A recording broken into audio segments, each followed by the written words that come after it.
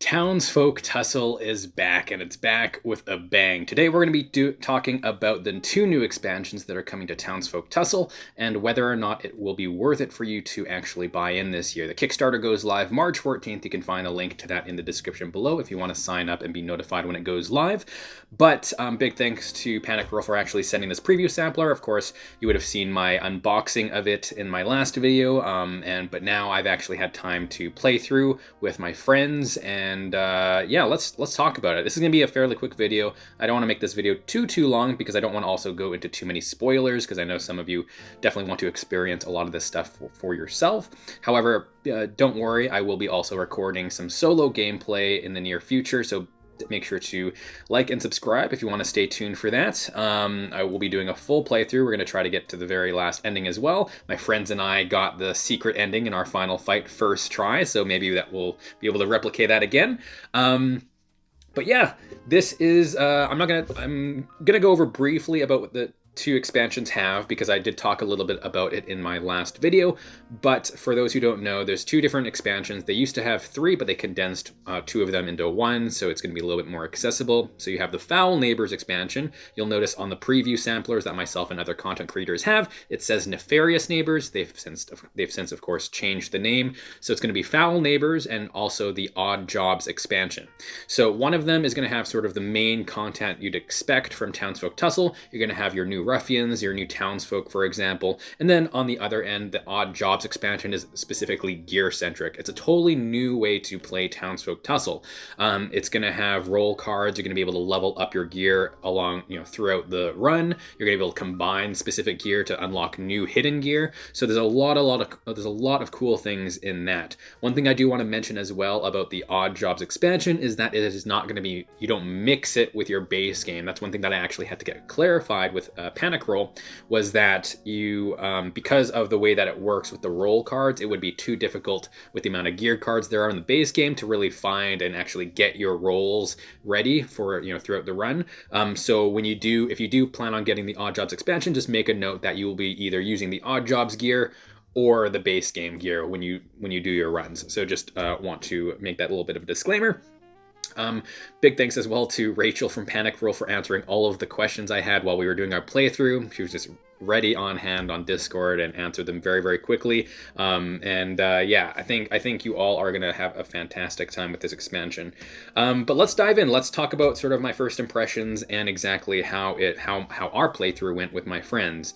So first things first, let's talk about Foul Neighbors and sort of the ruffians and the townsfolk that you get. So in the new expansion, you're going to be getting two new townsfolk. In the Foul Neighbors expansion, you're going to get Frigid Jones and Judy Marks. They're both sort of fairly support characters. However, they are extremely fun to play. Now, actually, I didn't play them personally. I wanted my friends to just sort of pick and choose. And we had Frigid Jones, Judy Marks. I played Quintus, binge because he's my favorite character. Played Quintus. We had Yancey Plover, which due to a town event got switched to Henlo in the late game. And then we also had, the name is mistaking me. Norman Fishboy. So it was all around a very solid party.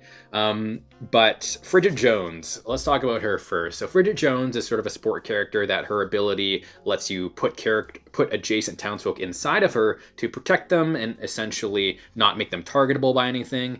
And then when it's the start of their turn, they'll pop out in an adjacent space next to Frigid.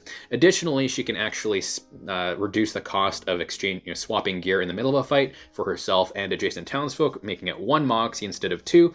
Great if you're going against the base game ruffian, King and Queen, for example, because they obviously love unequipping your gear.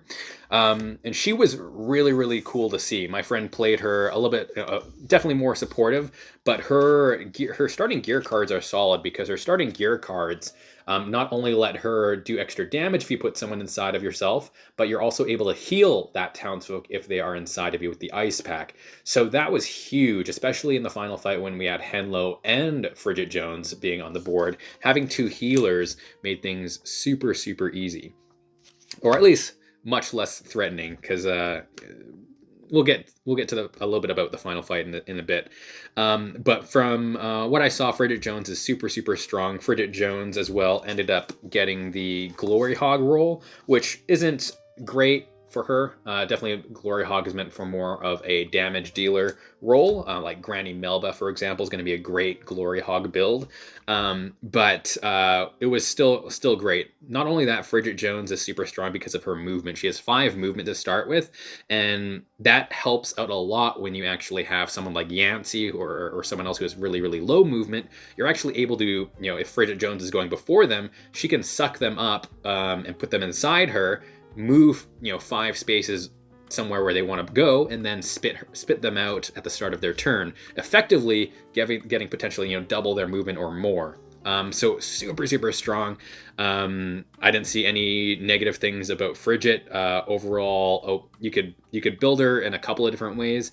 Definitely more of a support character, but especially with the high movement and decent health, you can do quite a few things. -1 accuracy, but even then, there's more than enough ways, especially with the new gear, to bump up your accuracy. Judy Marks is the painter. So Judy Marks' unique mechanic is she has 3 different paintings that she can use. So here's an example of one of them, Focus Friend. So she can give these to adjacent townsfolk, and it essentially is a one-time buff for the next thing. For example, Focus Friend, it lets you hit on an automatic hit or get an automatic hit. Hero's Journey lets them move up to 4 spaces and potentially do damage to the ruffian if they end up adjacent. And then you also have Happy Place, which just gives +3 movement and +2 moxie on their turn. So it's a great way to just give a power spike. Not only that, she can heal herself a little bit once you give your 3rd painting away, and once she gives paintings away, she actually gets bonuses to her accuracy with her giant paintbrush. Overall, an extremely strong starting set of gear, and then once she's handed out 3 paintings, she actually gets +2 movement for the fight, going up to 6 movement as well. Plus her stats are pretty solid at 3 health, 4 movement, 3 moxie, and actually starting with +1 accuracy. You can only give up the paintings once throughout a fight, but they're flexible enough that they let you play a really, really good all-around role. You can build her any way you want, and the nice thing about the paintings is no matter which way you build her, you're really going to be able to just sort of help out in any situation. So Judy Marks as well was a huge proponent of us winning a lot of the fights. She just provided a lot of extra power, came out in clutch situations. You just have a lot of times where you just sometimes need that extra movement or sometimes need that extra moxie, and she can provide that to you. Plus, if you get a really, really strong weapon, like a 2 or 3 damage weapon, being able to just give an automatic hit is super huge. Out of the 2, I think Frigid Jones is stronger. I think there are just, again, more ways to sort of break the game. I think there's more ways to sort of game the system in terms of not making certain people being targeted, things like that. But overall, I think they're very well balanced. I don't think either of them are broken. Obviously, I've only played with them once, but from what I've seen, nothing's really seemed broken about them inherently. Maybe when there's certain gear combinations, but that's sort of the par for the course with a lot of these types of games anyways. Yeah, let's do that. Next up, let's talk about the Ruffians. So, in order of the Ruffian fights, we ended up fighting Miss Falls and Co. first. Miss Falls and Co. is sort of like Bort Dovis thematically. We really, really love that. She is an innocent, just sort of caught in the middle of things. There's some thunderclouds behind her that are actually the real enemy in that fight. And they sort of chase around her, and she tries to sort of transfer wet tokens from herself to the townsfolk so they get electrocuted instead of her. It was a really, really fun fight, but I think the issue with this fight was we were able to sort of catch the gimmick very, very quickly, and what we did is essentially, because Frigid Jones has such a high movement, we essentially let her tank a lot of the wet tokens, and at that point we just had the thunder and lightning follow Frigid around while we just beat on Miss Falls and Co. and ended up defeating her that way. There are ways to, of course, remove wet tokens, things like that, but the main goal is Miss Falls essentially is trying to transfer wet tokens from her to yourself. Fun fight. I don't think there was anything super wrong with it. I think there definitely could have been a little bit more wet towns involved. A lot of the time when it came down to AI cards asking for wet tokens to be put from Miss Falls and Co. to adjacent townsfolk, we already ran out of wet tokens on her at that point, so the AI card just really didn't do anything. I would hope that they could maybe make certain AI cards have an even worse effect or something if there are no no wet tokens on Mist Falls and Co. Either that, or if there are no tokens on Mist Falls, then at least replenish a certain amount, because there are some cards in the AI deck that replenish wet tokens on her, but we didn't encounter them until later in the deck, so by that point she was already almost dead, so it wasn't really much of a fight. But it was still a fun fight, cool mechanic, introduced some new terrain cards that will help you get rid of wet tokens. But yeah, very, very easy fight. Second fight we had was Tartar Fishboy. Tartar Fishboy has a unique mechanic where he essentially tries to utilize, if I can find it here, this little bait token. He was probably our favorite fight mechanically. What they've wanted to try to do with this expansion is really add more mechanical depth to the game. Not only do they have new ambush cards for the new ruffian, so every new ruffian is going to start with a card in play that has some sort of theme or some ongoing effect that's going to be affecting the fight. But yeah, Tartar Fishboy was super, super cool. You have these big flood tokens. So he actually starts in these, and the unique thing about him is that he actually doesn't move out of the flood tokens. He essentially tries to bait you using that sandwich to actually pull the townsfolk into the flood tokens to unequip their gear or do damage to them, things like that. And you can see from this bag there's a shit ton of water tokens. They double as belief tokens as well for the door knockers, which we'll get into in a sec, but there's a ton of these water tokens, and there's you can fill up a good portion of the board with them. They were a little bit unwieldy because you have to place down so many of them, and they do go under the standees, they go under terrain, or they go on top of terrain, they go under the townsfolk. It was a little bit unwieldy when it got to a large amount of them, but it was a sort of a minor thing. I don't think there's really many ways they could redesign it to make it easier, but also, as effective as it was. But mechanically, there was so much movement around. There was also so much decision making on who should be closer to the flood and who should be further away, things like that. Overall, probably our favorite fight out of the four. Next up, we have Patches. Patches' unique mechanic is he comes in with an extra board. You can see he actually only has 2 to 3 health. However, that's 2 to 3 health per piece. He is a guy in a costume, and you're trying to remove his costume. So pretty much whenever you bring him down to 0 health out of the 2 or 3 health that he has, that whoever did the killing blow is going to be able to take a piece off him and own that piece. And they're going to take control of it. So it's going to reveal him underneath, which I love the art. Super, super cool board. And essentially every 2 pieces will also trigger a breaking point, as opposed to the traditional way that you do breaking points. So it's super, super cool. They're all marked by 1 to 9. Cat has 9 lives, for example. And so in his gimmick, you're only able to defeat him once all costume pieces are gone. But also for his AI cards, for example, that's going to involve, what specific numbered costume pieces are actually involved still on his board. So if he's still wearing piece number 7 here, for example, someone's going to take 2 damage. Otherwise, it's going to have a different effect if that piece had been removed. So it's a very, very cool. It's a very, very cool idea. I really, really enjoyed it. Unfortunately, I think there is a little bit of not balancing issues, but I think it's not as strong, or it's not as a scary of a fight as I thought it'd be. At this point, because it was our 3rd fight, we had 4 out of 5 people having their roll cards, which I'll get into in a sec, but our power level was super, super high. And even though his ability here, his 3rd level ability is townsfolk that have 3 or more costume pieces take 1 damage at the start of their turn. Because we had 5 players on the board, we were able to distribute those pieces well enough that no one ever had that problem happen. So I think there's going to be some maybe adjustments with that. I think there definitely should be more player scaling with that. If there's 5 or more people, or because they have it for when there's 2 or more people. But I think there maybe needs some more balance in that sense, or maybe a different ability entirely. I think a scarier thing could be fun. Could even make it more certain, once someone gets their 2nd costume piece, they automatically take a damage. Something like that could be pretty interesting. Make some interesting tactical decisions.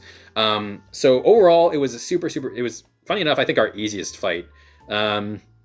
We just steamrolled Patches. I think one thing as well I would like to see is potentially on the backside of these have some sort of negative or maybe even positive effect for some of them, for the person who's controlling this costume piece. Because right now, from what I've seen, the only interaction the costume piece has is for the purpose of the AI cards, and having, depending on which piece is depending on which piece is being worn or not. And last but not least, for our final fight, we had the door knockers. Such a cool theme for this one. I'm not gonna spoil any of the final fight really, but let's just say it was super, super fun. There were definitely a lot of interesting decisions to make. Definitely some balancing issues, but I've talked to Panic Roll about it, and they've already, a lot of the stuff that I had for feedback, they already mentioned that in testing. They've already made some changes to the final fight. I'm very, very glad to hear that, because it's a super, super cool fight. The idea behind the door knockers is instead of using the wet tokens, you use the backside of them, and you get these belief tokens, and essentially they want to convert you to buy their special cube. Once you have 5, this isn't final fight spoilers, by the way. This is just like their inherent mechanic. Once you get 5 belief tokens, your character gets this cube item, which essentially doesn't let you take your turn, and instead you have to move your full movement towards the closest unconverted townsfolk and essentially deal them a damage if you reach them. And then so the whole idea is you're trying to manage your belief tokens, trying to knock people out of being converted. I would say it was a super, super fun fight. But the main thing I love about the door knockers is their AI cards. I think they had the best AI cards in terms of the fun things that can happen in them depending on who has belief tokens, thematically what's going on with them. Overall, super, super fun fight. The final fight was a lot of fun. And I think we were pretty close to, I wouldn't say pretty close. There were definitely a couple of turns where it was a little bit sketchy, but once we got into the rhythm of things, it was pretty smooth sailing, and we did get the special objective, so we did unlock some extra gear for future runs, which I'm excited about down the road. So that is going to be sort of my first impressions and talking a little bit about the ins and outs of the new Ruffians, or at least half of the new Ruffians. Now let's go on to the Odd Jobs expansion. So the Odd Jobs expansion, the main thing there is you're going to be getting the roll cards. And I just want to talk about these roll cards for a bit because they're the main aspect of the what you're going to be doing with the new gear cards, considering every single gear card in the Odd Jobs expansion set has a new roll attached to it. And I love the roll cards. My friends and I love the roll cards as well. They're super, super interesting. They definitely push you towards certain builds and certain gear cards. I will say that I think they are on the high power end. I think they do make you... it's tough to say like too powerful because maybe we just got lucky and we just got some really, really good stuff down the road or stuff early on. But once people had their roll cards... we just ended up doing so much damage. We were able to negate a lot of the bad things that could happen to us. For example, the colony my friend got, the colony's shtick is that you have a lot of gear cards that are unequipable. However, once you actually get the colony roll card, you can't die. So once you get knocked out, you stay on the board, but you just can't take damage, can't be targeted by anything. However, you can only move and only use abilities on your colony gear cards. So that also means that you lose your townsfolk abilities. However, that didn't really that wasn't really a worry for us because being able to just have someone tank all the damage, die, and still be alive and still impact the board. Like, for example, one of the cards my friend had was Traveling Fleas, which, yes, it lowers your max HP by 1. However, you can just straight up spend a Moxie to just do a guaranteed damage to the Ruffian. They also had another card that lets him move 4 spaces in a straight line, for example. So you could still do a lot even if you were dead. It didn't really feel like dying had that much of an impact. You do lose your townsfolk abilities, but even then, at that point, you're not really super concerned about that because you've gotten your use out of your townsfolk abilities at the time anyways. We had it on Norman Fishboy. And yeah, having someone just move around, just guaranteed damage every turn. It's super interesting because you can also even play that with the breaking points where you could have people get out of range of potentially being hit by it or something like that, and then you could just trigger the breaking point and have something not as bad happen to you. You can sort of set up for that. Not only that, I had the Tinkerer roll card. The Tinkerer roll card was super, super strong.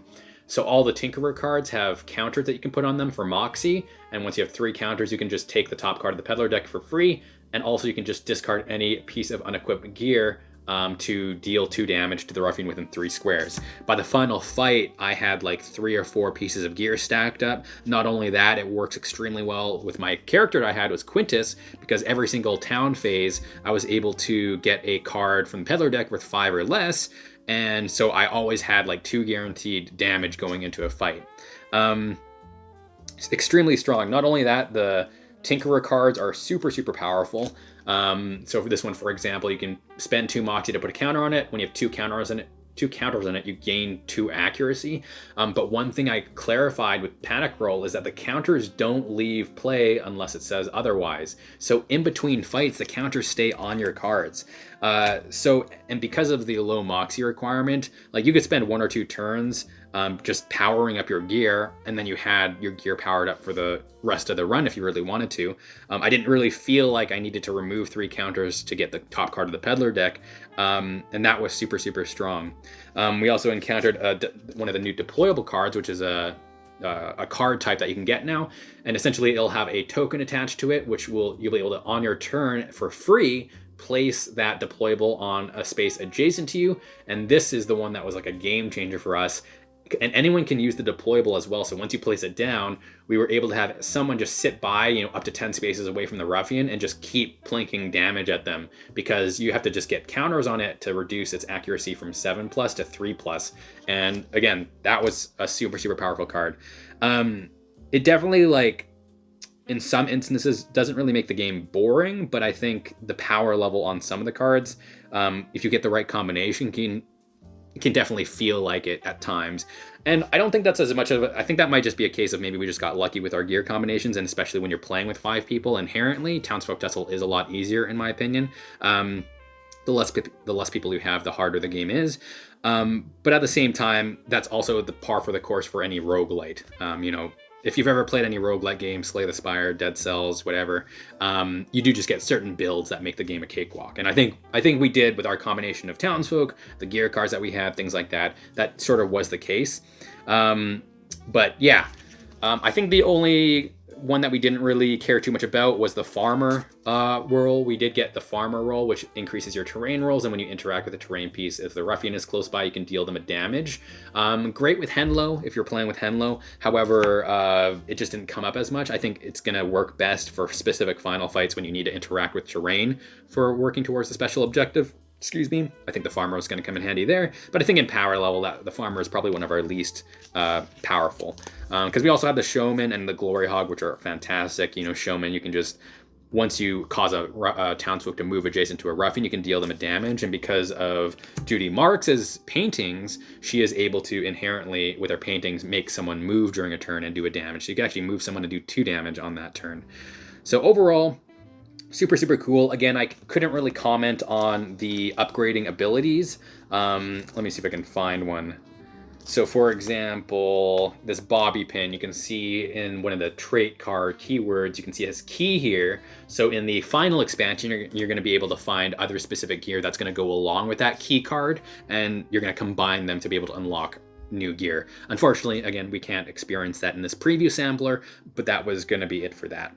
And last but not least, let's talk about some of the quality of life changes they made, because they made some really great changes that is going to be in the base game as well.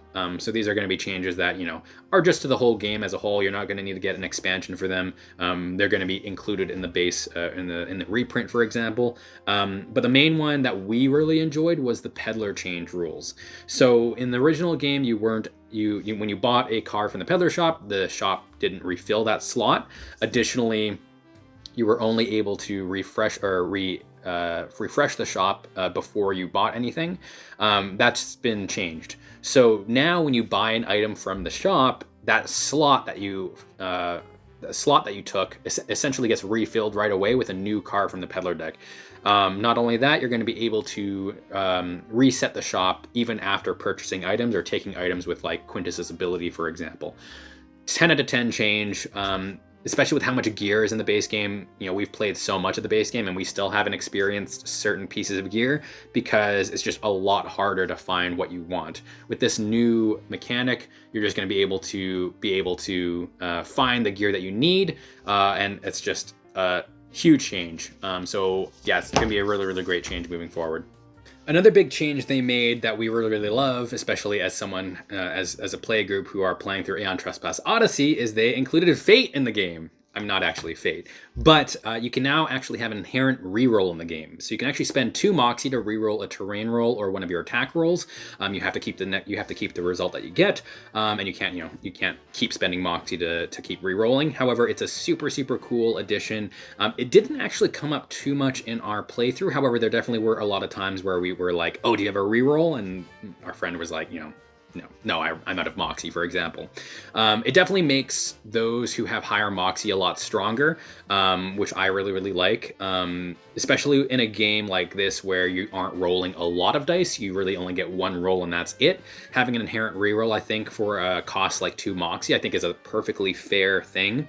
I didn't in my mind think that there's any situation where that would be broken at all, and I think especially in a game where 1 roll can make the difference between like maybe even getting the special objective done or having a townsfolk live or die, I think that's a really great feature to have, and it definitely adds some more tactical decisions on like how you want to order things. Like, are you going to activate an ability with Moxie, or maybe do you want to save that Moxie for re-rolling an attack dice that you otherwise might have missed? Another A+ decision right there. And the last quality of life thing they made was they added a 3-round game mode. So that was one of the big, I think, not one of the big things, but I definitely think definitely something I've seen in discussions about the base game is that 4 rounds is quite a long time commitment for a lot of people, and a lot of people don't have the time to do 4 rounds in a full run. So they've made a 3-round game mode where essentially you just skip the first fight and you go straight to the second town phase, and you start with 15 coins rather than 10 coins. Very easy change. I haven't played 3 rounds personally, but my friends and I enjoy going the full gambit. I think you definitely have a lot more control working towards things. I think going 3 rounds might make it a little bit more difficult to get rolls. Essentially, you're losing out on a whole town phase in exchange for just 5 coins. But at the same time, I think it's still a great addition to the game. Like, it's not like it detracts from anything. And I think that is it. That's all I have to say about the expansions. I know I said in the start of the video, I didn't want this video to be too long, but I know it's already past like 30 minutes or so. But I like to talk. I definitely like to be thorough with my thoughts. If you're been with the channel for a while, then you're probably used to that. And hopefully you enjoyed my little bit ramblings on the first impressions about the Odd Jobs and the Foul Neighbors expansions for Townsfolk Tussle. To end this, all I gotta say is I think if you enjoy Townsfolk Tussle, if you enjoyed the first one, you're 100% going to enjoy the expansions, and they are 100% worth backing.